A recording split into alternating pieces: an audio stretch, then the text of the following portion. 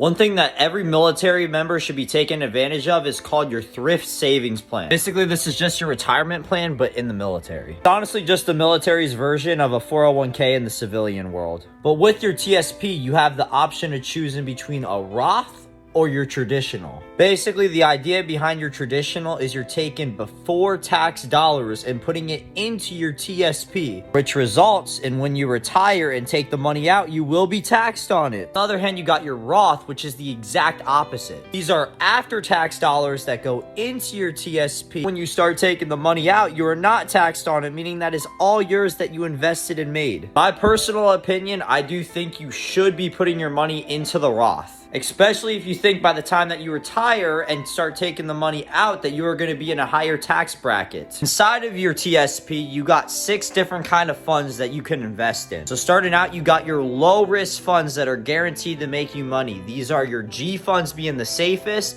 Then you got your F funds. Your higher risk funds starting out are your C funds. Then you got your S funds, and then you got your I funds. And then finally, you got your L funds, which are your life cycle funds. L funds do all the work for you where they invest in what they think is fit and split it up between all the other 5 funds mentioned before. Of course, you got to realize that you got to be 59 and a half years old or older to actually start taking out this money without being hit with a penalty. So I recommend planning around that age of when you want to retire and start using this money that you invested. Now, since I'm young and new to the military, I am investing in the higher risk funds. I currently have 70% going into C funds, 20% going into S funds, and 10% going into I funds. In order to change what funds you are trying to invest in, you go to tsp.gov and you create your account there. Basically, the military will match that 5% of what you contribute to your TSP. So if I have 5% going into my Roth TSP, the military is going to match another 5%, but sadly it would go only into your traditional no matter